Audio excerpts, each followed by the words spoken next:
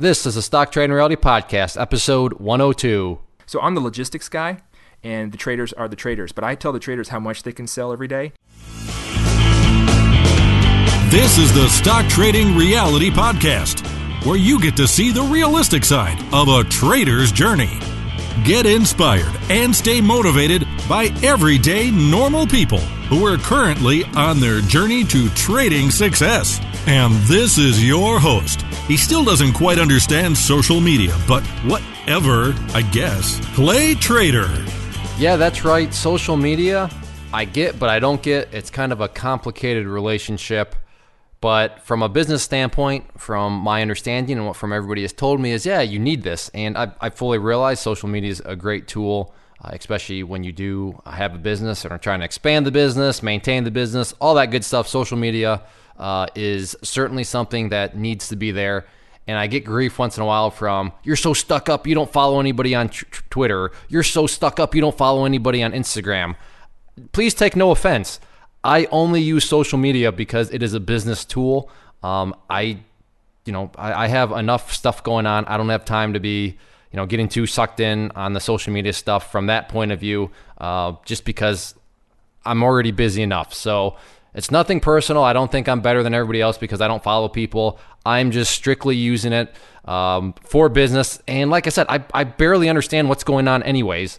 Half this stuff, especially Snapchat. I was told Snapchat's like the next big wave. Holy smokes, I don't understand what's going on with that at all. I need like somebody in high school to give me a quick tutorial on how to work all of that stuff. So, but yeah, it's I understand it, but I don't understand it. I understand enough to know that I should be using it, from a business standpoint for sure. So maybe you realize that, hey, you haven't brought in Ches into the conversation yet. Ches is not here, and he will not, unfortunately, be able to help in the interview today. He had kind of a spur of the moment thing, and I don't think he would mind, but his grandfather passed away. So Ches, when you listen to this, we're thinking about you. You're in our thoughts and prayers for sure. Yeah, it would sound like he made a good decision. He drove home over Christmas to surprise his family. So he got to see him one final time. So definitely made a good decision with that. So Ches will not be here. Totally understandable, but that's just kind of how scheduling goes at times. And, it's nothing personal to our guest today, who is Justin, and that is the same name he goes by in the chat room. I guess JustinT is his exact name, but he's been in the chat room for quite a while now. And as we discussed in the interview, he's very good with the memes. He's had me laugh multiple times. He just brings up the perfect meme for different scenarios, and he's got good timing. That's what I'm looking for. And as far as the interview, a fantastic interview. And is he making millions of dollars? He is not, but we go over a very interesting kind of segment in terms of how do you get somebody to maybe let you give trading a try if they're very skeptical of it?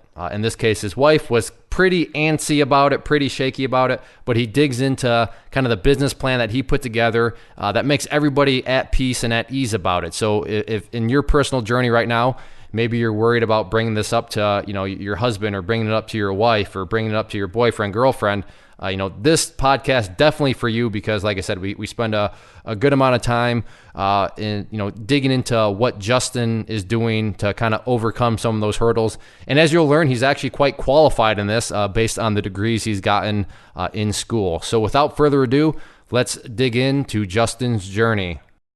Justin, welcome to the show. Great to be here. Hey, you're still here. We had a few technical hiccups, and we all kept dropping off on it. It was, can you hear me now? I think that was a commercial at one point, wasn't it, Justin? Yes, it was. Yeah, and that's kind of the game we were playing for a little bit. But we got it figured out, and we seem to be stable, so we'll see where this goes. Now, you said you've listened to every podcast. When I asked you that, were you over-exaggerating, or have you literally listened to every single podcast? I listened to every single podcast. Okay, just out of curiosity, do you have a favorite guest or anything from, and I realize you didn't know this question was coming, but off the top of your head, any favorite guests or quotes or stories or anything? Yes, I do. Goodness, it was probably the first 50 were wonderful. I actually started starring them all. one particular favorite. No, I can't remember a perfect one. I think DT was on. That was really good. I enjoyed Hooch's. There's a couple that I enjoyed probably the first 20, but that may have been because it was all new to me, and I was just so excited by what I was hearing that I kept favoriting them all, and I realized that eventually I was favoriting every podcast, so that eventually wasn't even useful anymore. But I took a lot of notes. I actually have a journal, and I took notes on every podcast. And Nice. I left it in the bathroom or the bedroom that we were just in. So. It'd be good bathroom material though too if you want to refresh, go over the notes again. Yeah, Absolutely. I mean I could see how that'd get the mind and maybe other parts of the body moving and going in your favor. Anyways, we won't go down that path. So you know exactly what's coming, so you're not going to be shocked by this first question, but I'll ask it nonetheless. What got you interested in the markets? Where did you first hear about them? And kind of what got you intrigued enough to the point that you wanted to get more kind of hands-on and interactive with them? It started out, just being young and watching the news reports in the evening with the Dow, the reports on if it went up or when it went down, and just not really knowing what that was. And as I proceeded into my teenage years, became more knowledgeable of it, just from general knowledge and some high school stuff. And it really didn't take off until college, when I was in college between 96 and 2000. So that was when it was the heyday of the .com. And that even trickled down to me, a guy who was in college studying some Bible stuff at a Bible college. Okay, so if I understood this right, you remember being young and the Dow on TV. So, I mean, is this like age like 10 or, I mean, yes. And you actually had a very rough understanding of what they were talking about? Or, I mean, did your parents or somebody explain, the Dow is just a measure of the economy? Or like, how did you even know to remember what the Dow was at such a young age? My grandparents, they had saved and talked about their retirement, and I knew that they had investments in the market, bonds, and my grandfather in particular worked at American Airlines, and he had a pension as well as some investments in that. And so that occasionally got brought up and talked about when I was young, and so I knew that was a means for them to make an income on later in their life, which they are doing now. And so I knew that was a good thing. And that's something that I needed to pay attention to. And, I was a young kid, and I had a lot of fun hobbies like model aircraft and trains. And so I always needed money. And making money through mowing lawns and doing things like that was slow. So I was always thinking about ways of making money faster, I guess, in a sense. And for some reason that, plus the market, seeing how the market went up and down and people made money in the market, I thought maybe that was something I could do someday. But that didn't come to fruition until, into college. Okay. So that's super interesting, just because, I mean, as a father with younger kids, my youngest at this point is 4, it's like, all right, well, it sounds like your grandparents just even talking about that stuff in general, it stuck with you enough. So it's not like you have to sit there and be like, all right, well, you have supply and demand curves, and I mean, you don't have to go that deep, but just an overall understanding. So that's interesting that just from that young, because they talked about it, and who knows, maybe you even just eavesdropping on conversations or whatever, it stuck with you the way it did. So that's quite fascinating, actually. But let's fast forward. You're back in college. The .com boom is occurring.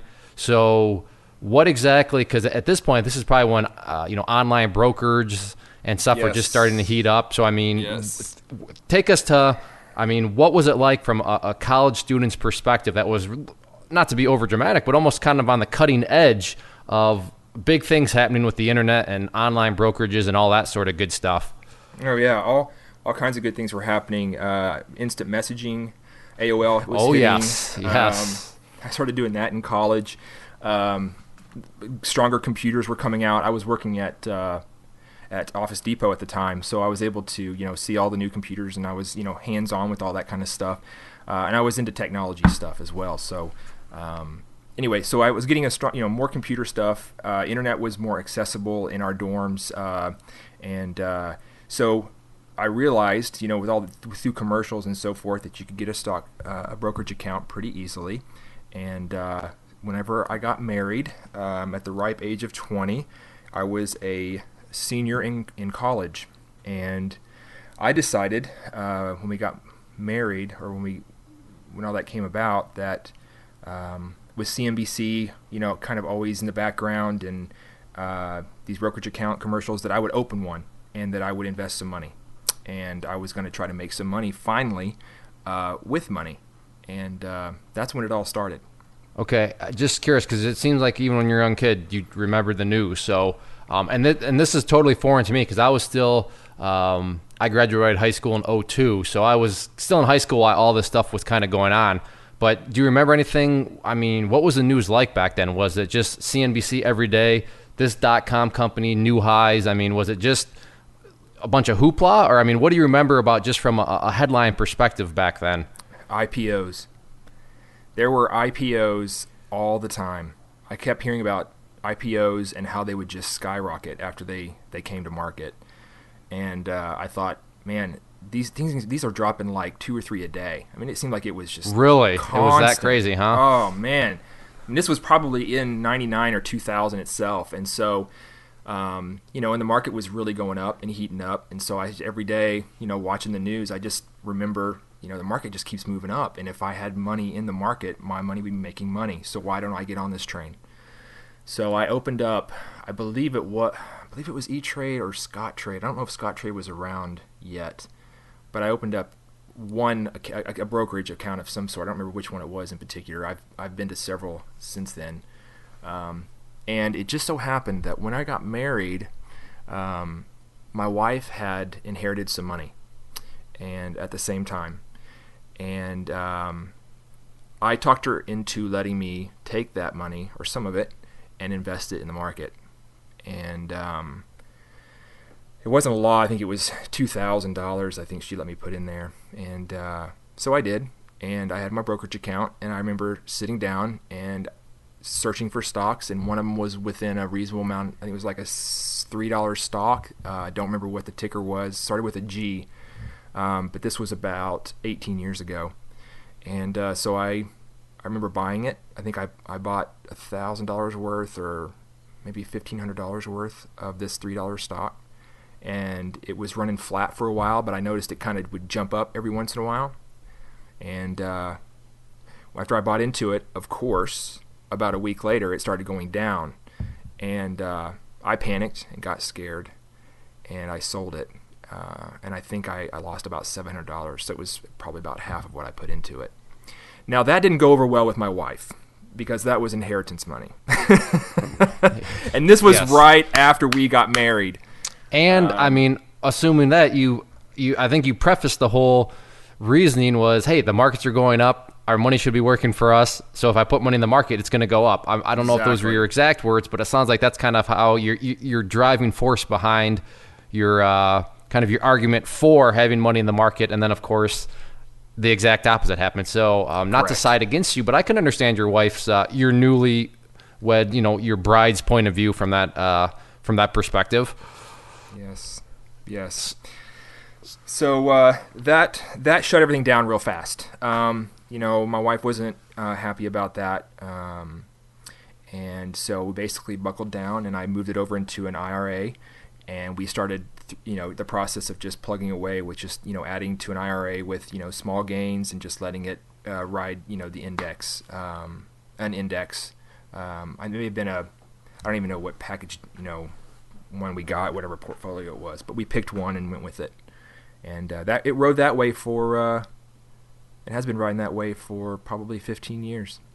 So just, I to make sure it was literally one trade, didn't work out, we're done. Is that? Boom, I'm out. Yeah. I was like, I really wanted to make money, but losing money hurt so bad. And the repercussions between my wife and I because of it, it wasn't worth it. It wasn't worth it. And it's weird because I'm going to be, after we record this podcast, I'm going to be doing a video for the YouTube channel. But the whole video is going to be kind of how I learned how to trade.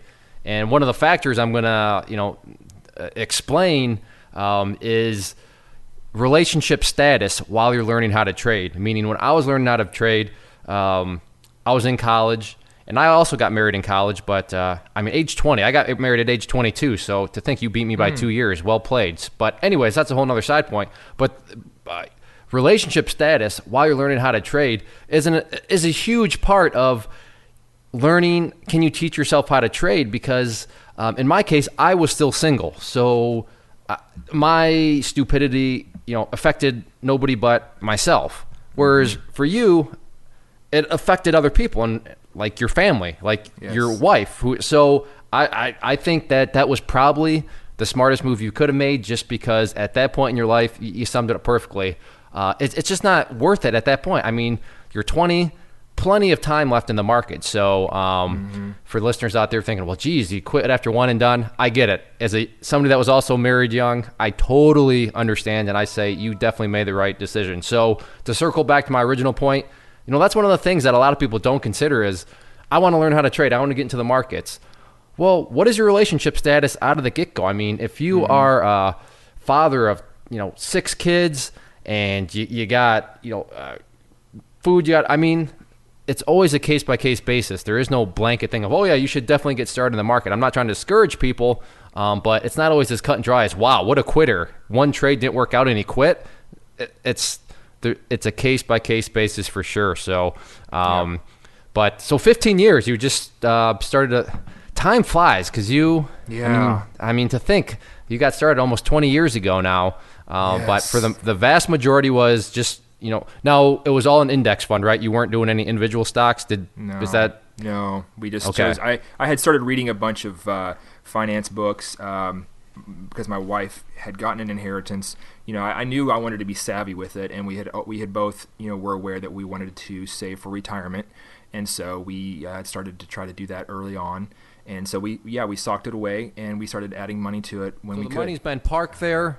At what point did, I guess, kind of your interest reignite in the sense of, hey, I want to take a little harder look at this and maybe try to get more interactive, more hands-on with it once again? Was there some sort of event that happened, or was it kind of a slow kind of build up to that point?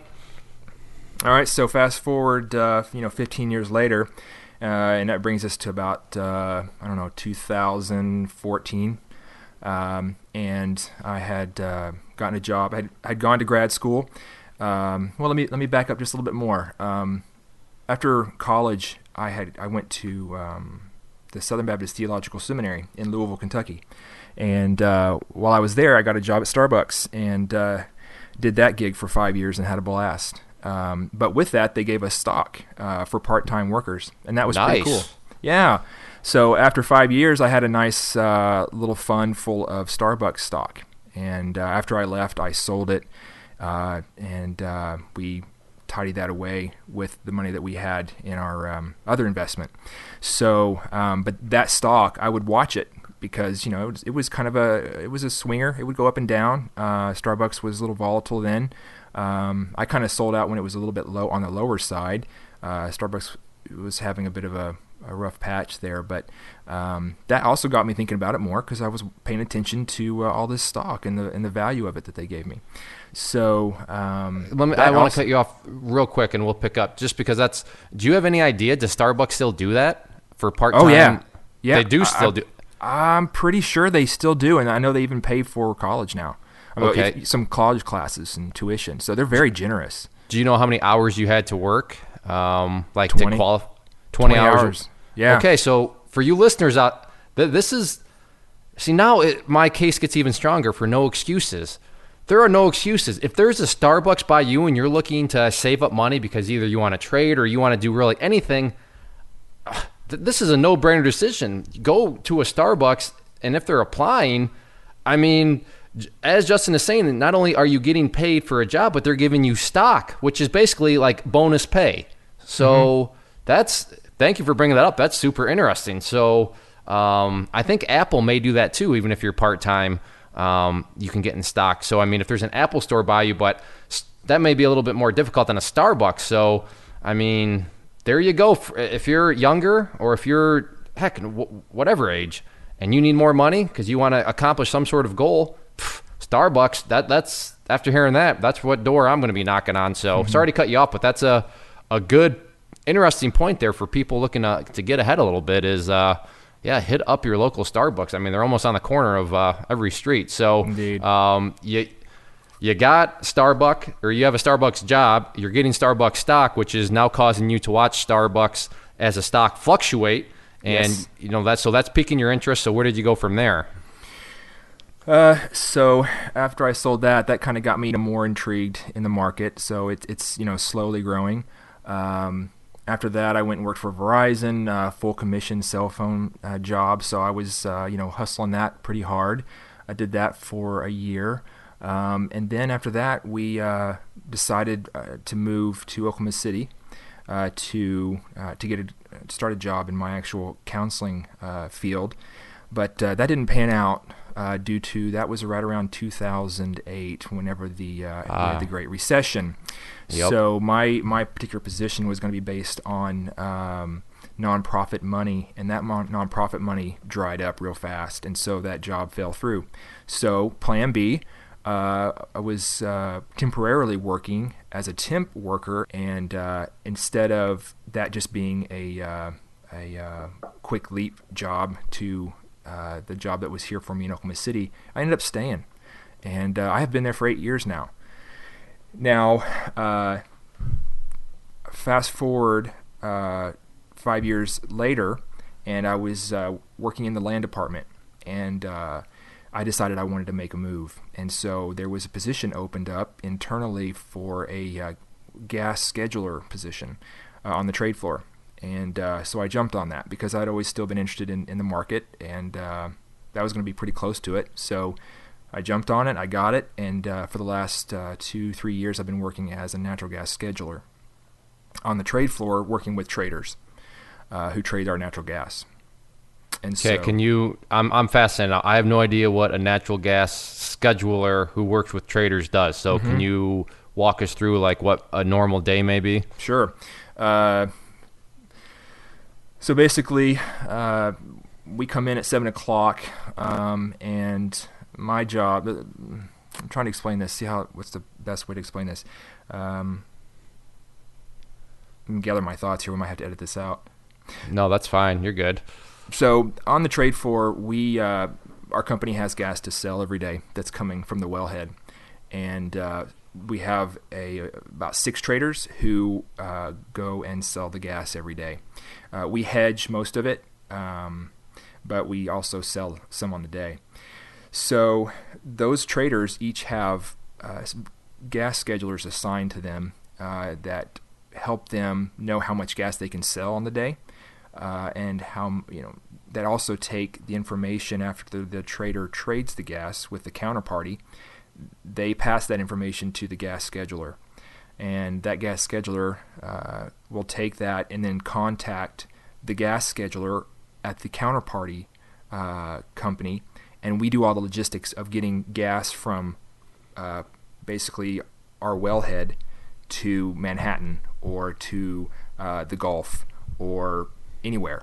We can flow it on the big pipes that cross the country, and I have to know, where is the other company going to pick it up at? Where are we going to, shake hands and trade title, basically, on that gas, and when are they going to take it, and so forth. So I'm the logistics guy, and the traders are the traders. But I tell the traders how much they can sell every day, and then once they do, I take that and then make sure that the transaction actually occurs smoothly. Interesting. Yeah, it's kind of a niche market. There's not a whole lot. I had no idea they existed until I saw the job posting. No, that's why I'm just fascinated by the economy. Just when you think you know what jobs are out there, you hear about a natural gas scheduler that does a whole bunch of stuff. So exactly. Who's telling you how much gas you can sell?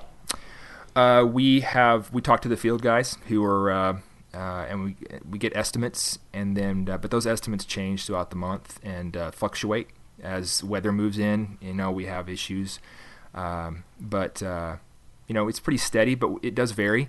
So I come in before the traders and get all that information together, and then pass it to them, and then they go to market with it, and then they pass the information back to me, and then I roll with it and work on it, the rest of the morning and get that gas to move.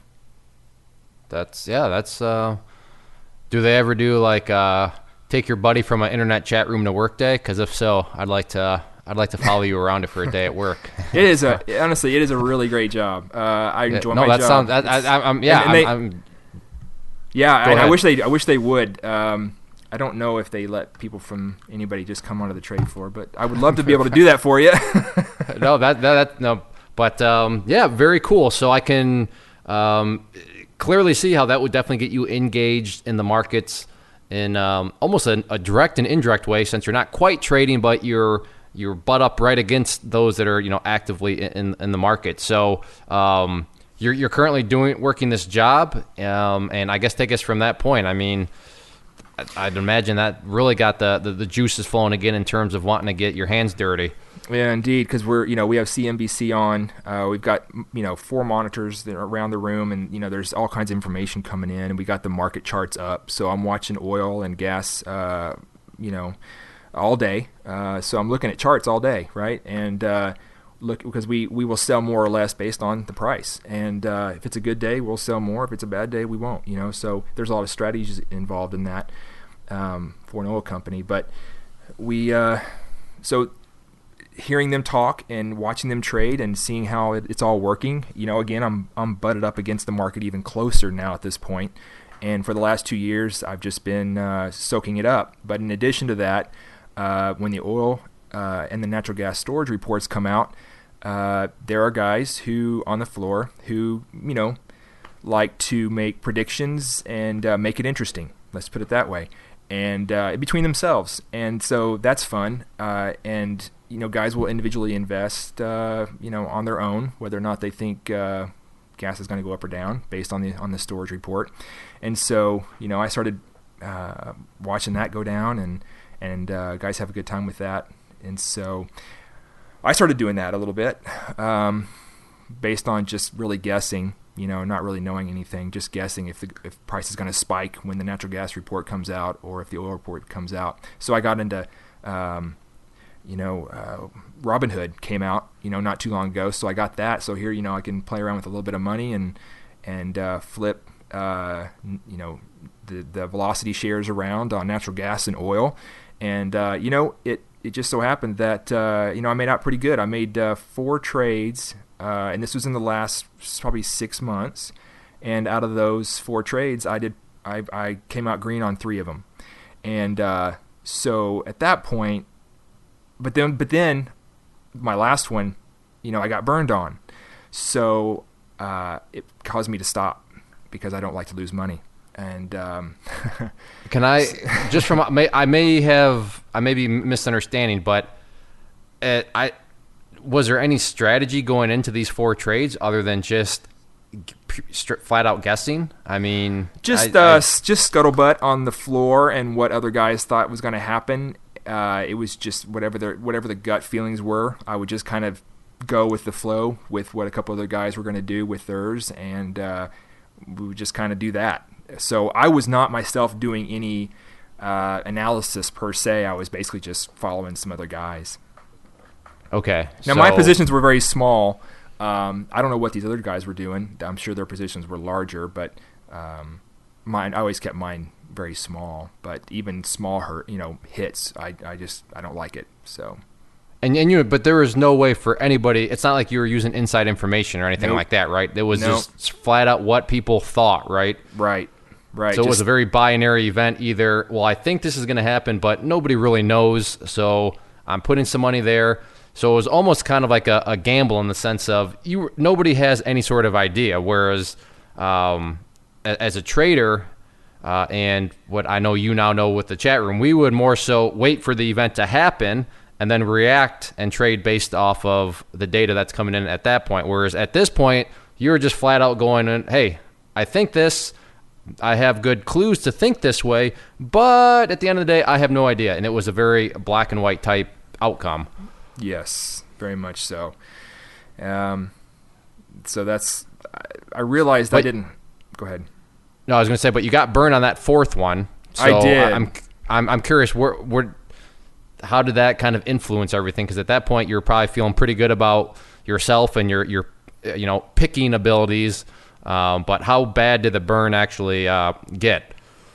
I'm only playing with like $100, because, I hadn't disclosed this to my wife, and we still had I shouldn't be fooling around and betting money essentially on the market, but so I was just doing some small stuff. So I got burned on $100, and I think I lost maybe half of that. But that was enough to be like, you know what? I don't know what I'm doing, and I know enough to know that I don't know what I'm doing, and so that I needed to stop. So I did. Well, good for you, because a lot of people, and I say this with lots of experience of dealing with people in the customer service world, and Ches, we talked about this many times before, but a lot. It takes a whole lot burnt, and I'm speaking from my own personal experience too, of getting burnt before you're like, wait a second, I need to kind of reboot the system here and figure out what's going on. So you get burnt, you say, I don't know what I'm doing, and I know enough to know that I don't know what I'm doing. So, I mean, what happened from that point?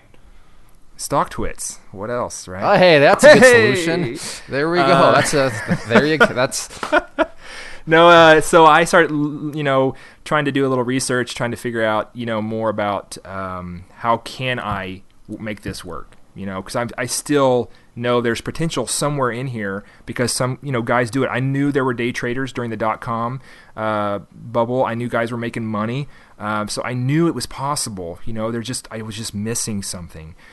So I started looking around on the internet, came across Stock Twits, and I was trying to, piggyback on some of the guys that were, putting stuff out there and trying to follow, those kind of things. I never made a trade on it, but was just, watching it and tracking the results. And it was pretty much 50-50. It just came out to a gamble again. So I realized that wasn't going to work. But, of course, I was trying to follow the best of the best. And in that process of trying to find the best on Stock Twits, the guys who had the most followers, who had the best predictions and all that, I came across you because you're at the top of one chart or one list on Stock Twits. And so I remember favoriting you. I think I took a look at you once in your website, and I realized, no, I'm not going to go that way. And so I went back to what I was doing. I know. I was like, I am not going to get taken. I have seen enough people. What a jerk. I knew there were so many shysters out there that I was in. You're in skeptical mode. Oh, you were very skeptical. More power to you. I don't blame you one bit. So I went back to that. I kept, floundering around, and this was just probably for a few months. And then I took another look. Here is what it was. I listened to podcasts a lot at work. Podcast rage was happening when I started there, and I was used to that. So I was like, I'm going to look for a podcast on trading. Maybe I can learn just by gathering some information from that. So lo and behold, I searched for trading podcasts, and I think you are one of just a handful that are out there. I think you and one other one. And so I was like, hey, I recognize that name. I had that guy favorited from the website. So I downloaded your first episode that you had, and I was hooked after that. I couldn't stop listening. And you listened, I guess we're almost full circle here. You listened to those first 20, took a bunch of, so this is when you were listening, taking notes on all that stuff? Yes. After the first one, there was enough material there for me to scratch down on a Post-it note that I realized, this could be something. This is some quality stuff. And then I listened to another one, and so eventually I got a notebook and just started taking notes. And then of course, I looked at your website and I knew what you were offering, and so I just kept listening. And after about the first 20, I realized I was certainly going to pay attention to this more, and I was going to check it out. So then I really started looking at the website and looking at the videos you were offering for free, and then it snowballed, and I realized, all right, critical mass, I'm going to listen to all these because this is actually something that I might be able to do, and I'm at a point now to where I can invest more, and so I just decided to start vetting you out, essentially. I watched a lot of YouTube videos, and I started listening to every podcast, and I was trying to find holes, really. And then after I hit Sean's podcast, that's when I was really, because then you were interviewing women, and before that I'd never heard a woman speak about about trading, and very few of them are in this arena. that I knew of. So whenever I started, hearing women talk about it, I was like, all right, this is really incredible. So then I had my wife listen to it as well. And, nice. Yeah. She was going to be my litmus test. I was like, all right, look, as soon as that's another whole story in of itself when I introduced this whole idea to her. But hey, that's communication is key, right? So that's good that you were keeping her in the loop on this sort of stuff. Yeah, I wanted to keep my head, so I knew and probably something else too, if you know what I'm saying. But never mind. Yeah. Yes. So I introduced, after I listened to about 30 or 40 of these, I had told her I'd been listening to them, and then I said, you know what? I'd really like for you to listen to these. I don't think I'm getting the wool pulled over my eyes here. I think this guy's real. And so after I had listened to about 80 of them, I asked her to, we went to a B&B for a weekend, and I said, hey, how about we listen to one of those podcasts on the way there and back and see what you think. You tell me what you think. I'm not going to do anything at all unless you give me 2 thumbs up on this deal. Like, I am going to be completely transparent. You're going to know exactly what I'm going to do. You're going to watch, the trades I make. If I ever paper trade, you're going to see the results before we ever do cash. And I said, this is the agreement. There will be nothing until, you give me the thumbs up to go.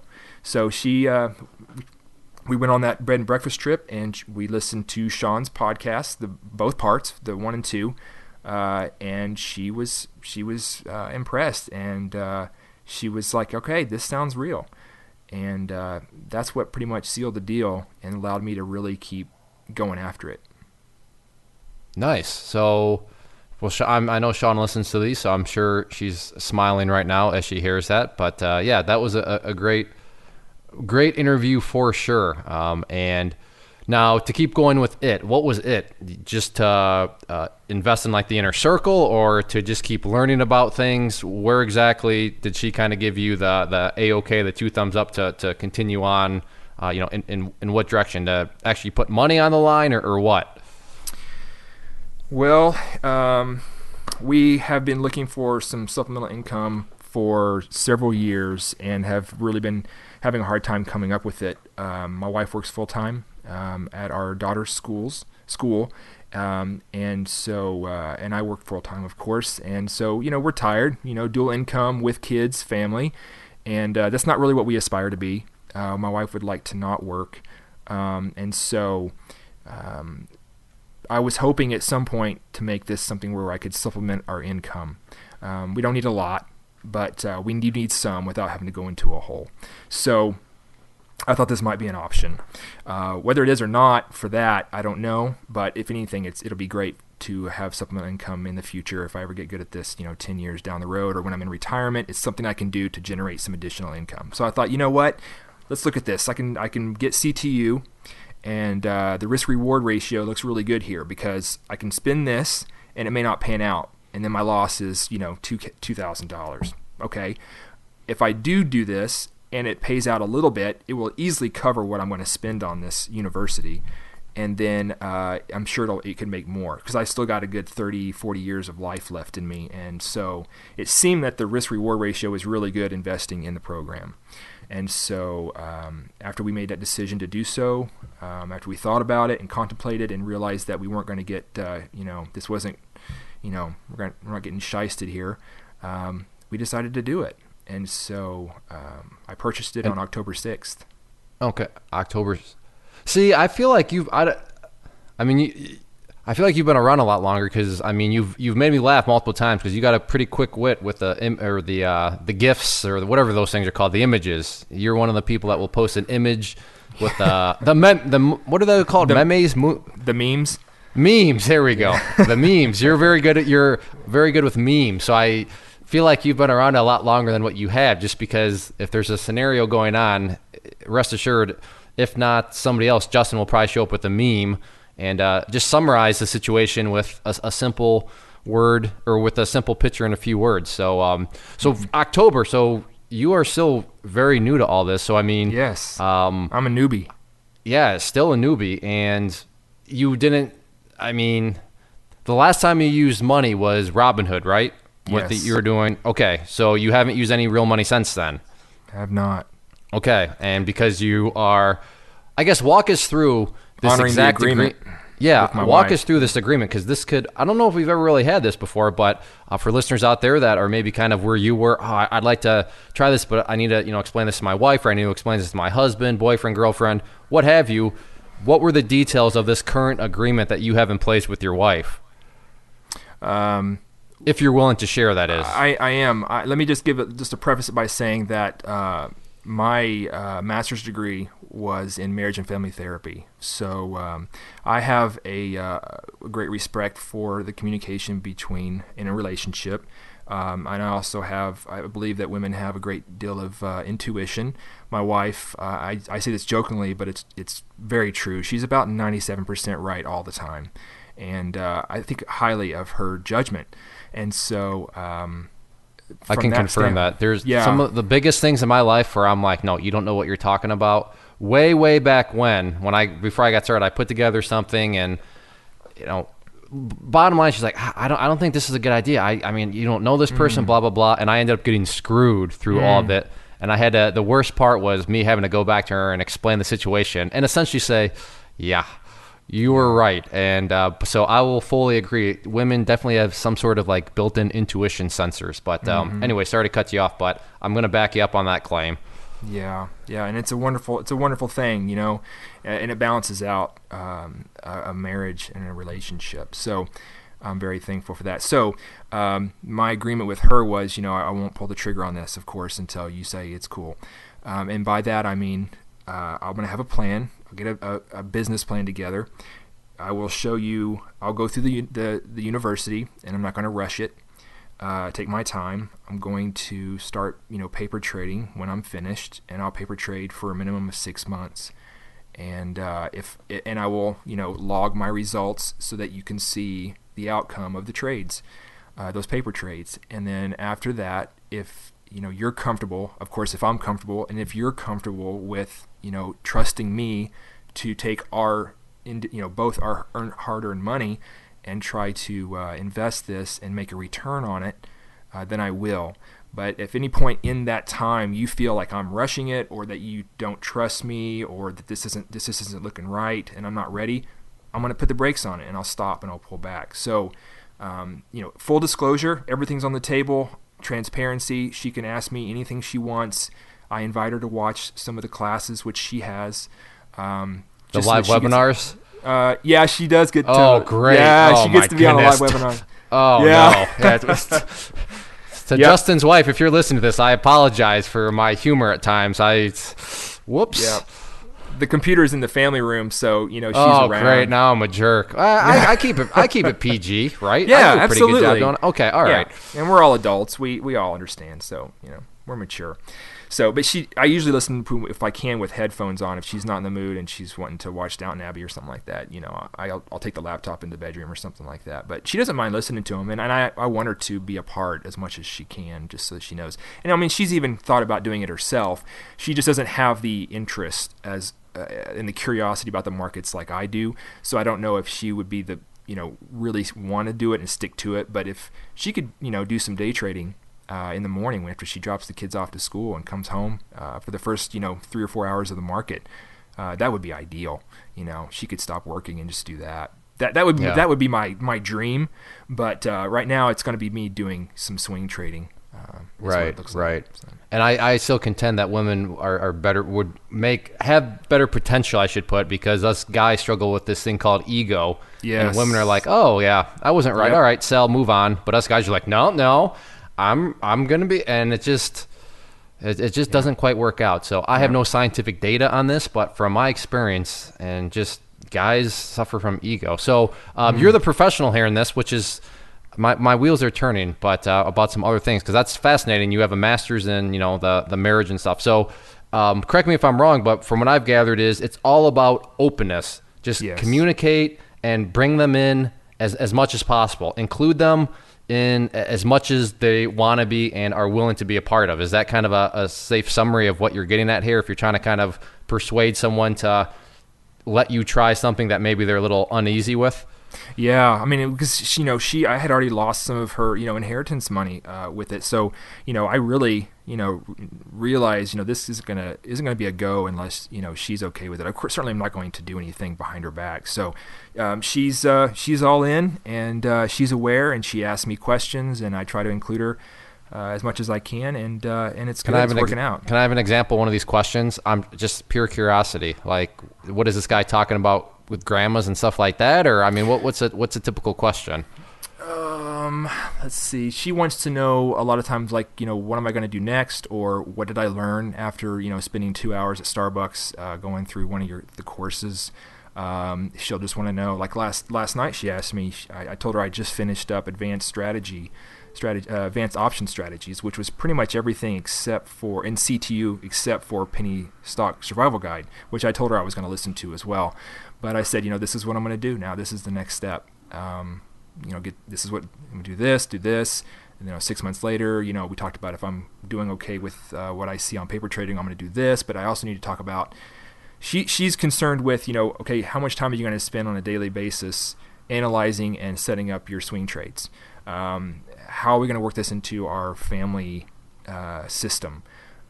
Because essentially it's kind of a small part-time job that I'm going to be taking on, because I'm going to have to be actively managing these trades, and finding the trades, and still reviewing the material, and analyzing what I'm doing wrong, and keeping up with there's just so much to keep that you just have to be aware of. And so it's not like something I can just come home and be like, I don't want to do it tonight, and then just not do it and just watch TV. I'm going to have to spend time every evening paying attention to where my money's at in the market.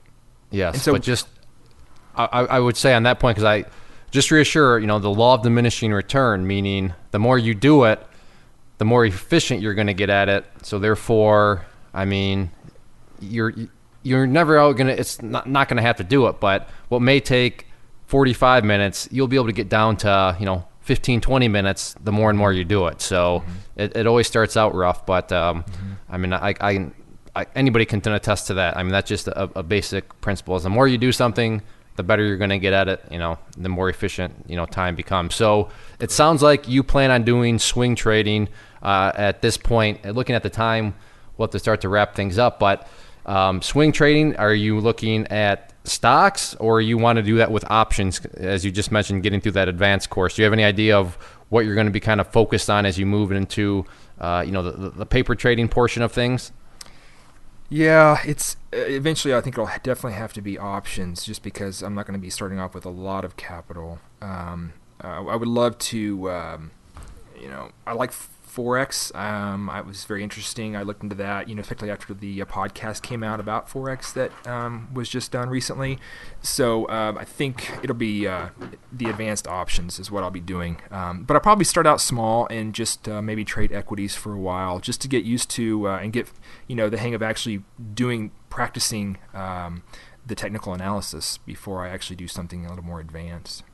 Yeah, and well, I mean, even on the flip side, though, with the advanced options, and I'm just thinking out loud here with you, with, gap ups aren't going to, I mean, they can still get you, but if you're just doing straight up equities, a gap up or a gap down, I mean, that could really put a damper on a plan, because a stop loss is only going to go so far, trading the straight up equities, where with the options, and I'm assuming you now realize this, there's many things you can do where a gap up or a gap down doesn't necessarily hurt you. Correct. You have a floor. So right.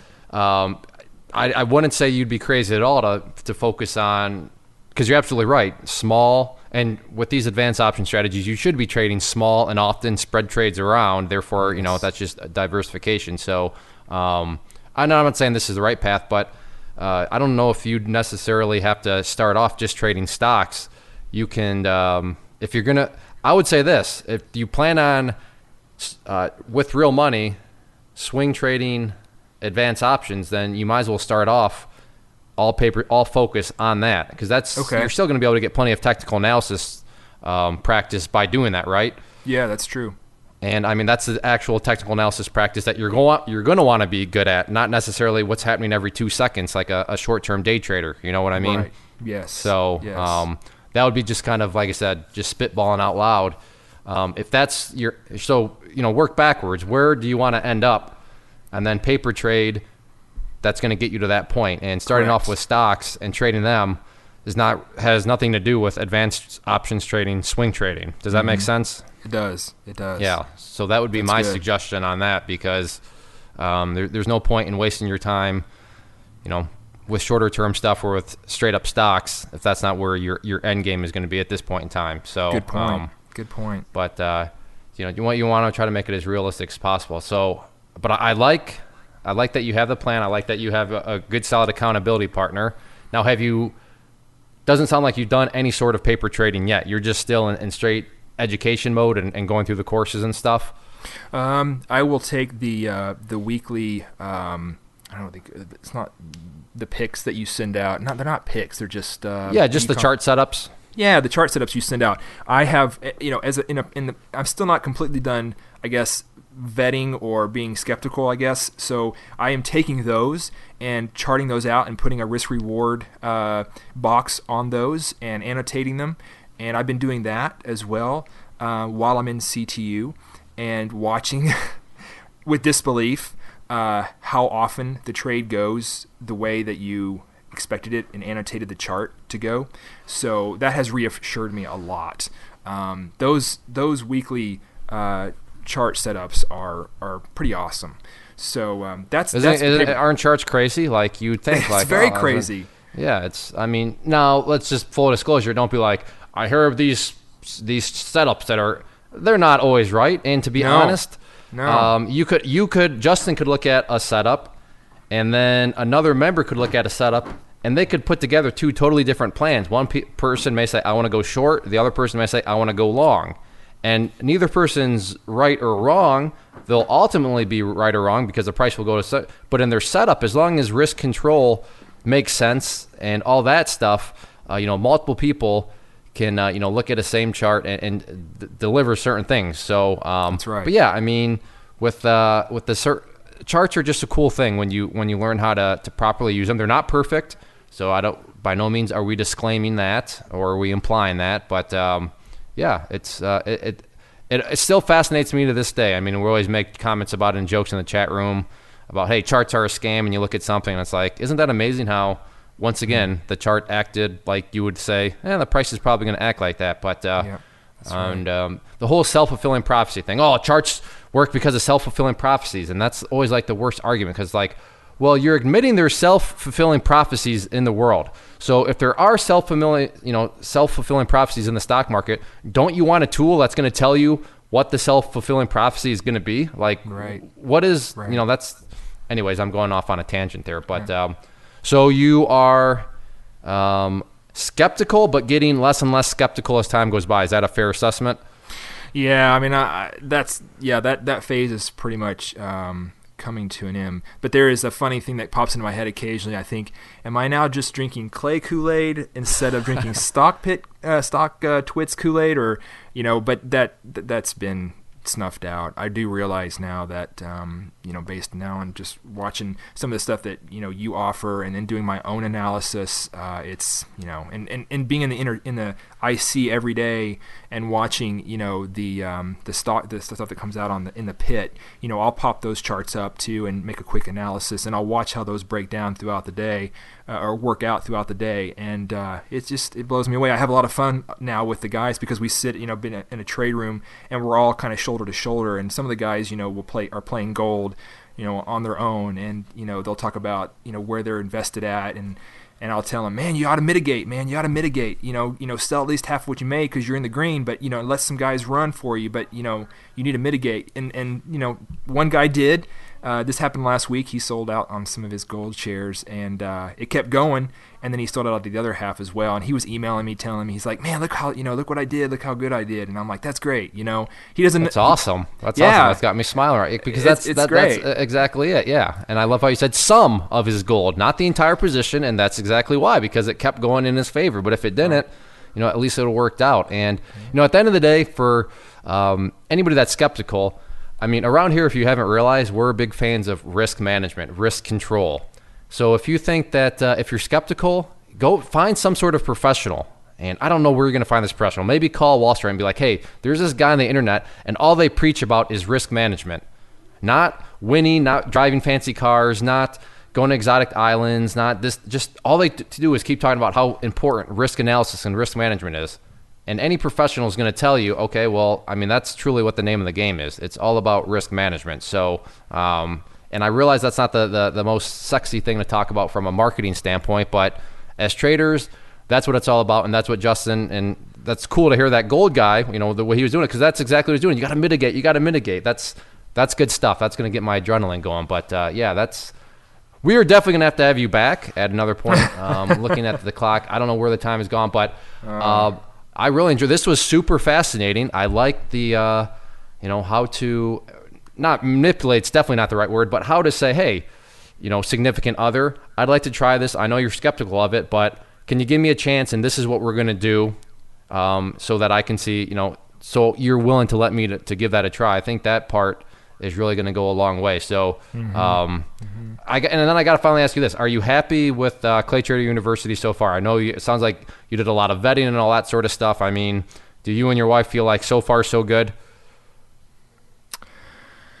Yeah, it's hard to be patient, because now that I've done all but one of the courses, I'm really rearing to go, and particularly watching profit and losses being screenshots being posted up in the inner circle.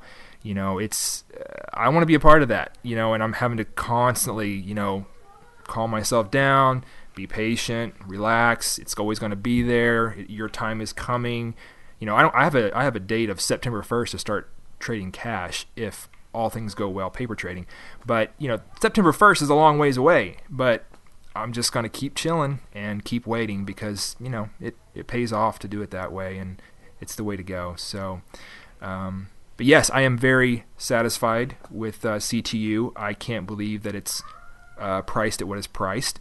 I've told several family members about it, and they're looking into it, and I'm like, man, you might want to consider doing this before the price goes up, because it's much more. It's worth. I've paid more for an individual grad school class than what I've paid for this whole university. I mean, education is not cheap, and what this is pretty neat. Good. It's generous, and I appreciate that generosity in that sense. Well, I'm glad you're happy with it, because I was a little nervous, like, well, oh crap, man, he's got a lot. I mean, that went into this decision. So good. That makes me feel better that you're fully pleased with it. But we're gonna have to wrap things up here, and move on into the fun questions. Oh wait, I forgot this question. See, without Ches here, I'm kind of floundering in the wind. So Ches does have a time machine, and I know you're well aware of this. So if you were to get that time machine and go back to I don't know. I'll let you pick whether you want to go way back to before that very first trade ever, or then back to, I'll let you pick the point in time. But if you could go back and then give yourself one bit of advice, what would that piece of advice be? Oh, obviously I'd want to say, go to claytrader.com. But that's kind of self-defeating. I wish that I would have been more inquisitive and trusted my gut more when I was younger, that there's more to trading than and that it could be discovered. I mean, I always felt like only professionals could do it, and therefore I kind of always just didn't have a lot of motivation to try to seek and get all the information together, because I knew it was a sophisticated thing. You don't just go out and place a bet on a stock. I tried that and got burned, but I always knew that people on Wall Street are making a livelihood doing this, and I knew after the .com bubble that there were day traders out there who were doing this. And most people are naysayers, and they think, oh no, you're just you're being foolish with money and you're going to lose out, and 90% fail and all that kind of stuff. But I wish I would have still had more tenacity to go after it and keep pushing harder to find the truth amidst all of the wolves in sheep's clothing and all of the fake stuff out there, because it does exist, and now I know that it exists. So. Nice. I like the answer, but I'd also say that you still made a good decision at age 20, newly married. I mean, to just chill out, because I see it all the time. I think you could have burnt and made that hole much, much more difficult to get out of as far as your wife was concerned to ever have a chance later on to be able to do it. So I think, yeah, I think that was still a pretty wise decision. So now we move on to the meat and potatoes here, the fun questions. So what is your favorite movie? That would be, I like Wes Anderson a lot. And so I enjoy his films. Great cinematography in those films. Great eye candy, I guess. But my favorite of them all would be Moonrise Kingdom. I don't know if you've ever heard of it or not. I have not. It is a really neat. And then of course Royal Tenenbaums is also a great movie. I don't think I've heard of either of those, but oh man, you got to do yourself a favor. You got to I know. watch. That's why. That's one of the. I've said this many times before, but man, that's why I like this podcast. My wife and I's movie list is growing, and we've seen some pretty cool movies just based on other people's suggestions. What about food? What do you like to eat?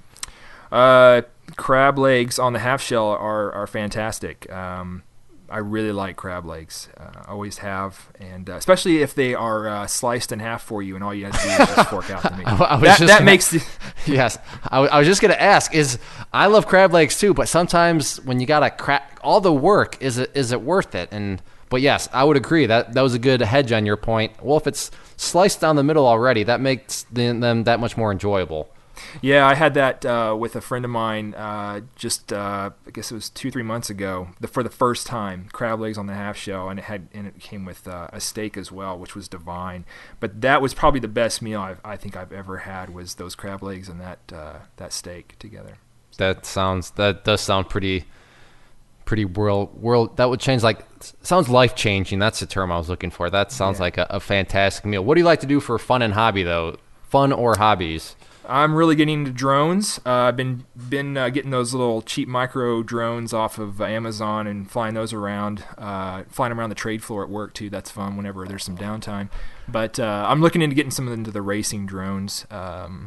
Those are pretty cool. The first person point of view with the goggles and all that stuff. That would be pretty awesome. I used to be into RC airplanes, so that kind of just dovetails into each other. I can see that. But now I also, probably my main hobby that I'm actually doing right now is beekeeping. I have nice, about 6 hives, and I get my honey together and harvest honey every year, and then sell it at work and to friends and stuff like that. And I've been doing that since I was 16. So that's Do you ship it? My main hobby. No, well, I do. Yeah, I've shipped it a few times. People who have asked for me to mail them some. Yeah. I think I'd be interested in purchasing then. That sounds all right. I'm because from my understanding, bees are kind of like a little wobbly in terms. I don't know if extinction's the right word, but like the bee thing is kind of a little shaky right now. And if bees go, then that's like a massive amount of. Doesn't civilization end if bees are gone or something? That's crazy like that. Yeah, food prices will skyrocket for sure. We can still kind of make it work, but it almost becomes unfeasible. So we do have to have them. So. All right. Well, after this, I'll get your information. I want to buy some honey from you. That sounds like a worthwhile investment. So I'm always help a small company grow. I'm all for that. So 3 words. These 3 words, well, you know this question, have to be used to or you need to associate them with a successful trader. What would those 3 words be? Self-awareness. You got to know yourself and to understand your emotions and how they're going to impact your trading. Contentment. You have to be content with what you have and not expect the stars, I guess, so you don't make foolish decisions and force trades. And then be curious, and by that I mean just keep probing, keep trying, just keep asking questions. Those are the things that I'm really trying to even encouraging myself to do, because I'm kind of shy. I don't want to ask questions in the inner chat sometimes, but I push myself to do so because I need to know information. And so, just keep plugging away and finding stuff, figuring stuff out. Well, you always have my email, too. So if you don't want to ask it in the chat room, I mean, shoot it my way. I'll be happy to try my best to answer it. So, well, Justin, it's been a pleasure. It's been a great time looking we went well over what I usually try to, but I don't even care. Like, this was a good conversation, so I'm happy with it, and I know for sure other people will enjoy it. So would you ever come back when we invite you back at some point? Yeah, please do. Yeah, this was a lot of fun. Excellent, excellent. Well, thank you again for taking some time out of your day. And for you listeners out there, a final few things before we part ways. If you're listening on the YouTube channel, then check out the rest of the channel. A lot of other videos there, from live trading to quick tip videos. So check those out, and hopefully you decide to subscribe to the channel. If you're listening on the website itself, click that share button. Leave us a comment down below. We read them, and we will respond. And then finally, if you're listening on iTunes or one of the other podcast players, make sure to subscribe. And especially on iTunes, if you could leave us a rating, that really does help us out quite a bit. So thank you again to all you as listeners out there. We appreciate your support. Thank you to Justin. This has been the Stock Trading Reality Podcast. Thanks for taking the time to hang out. To learn more about Clay and the Clay Trader community, including the trading team, premium training, and more, visit claytrader.com.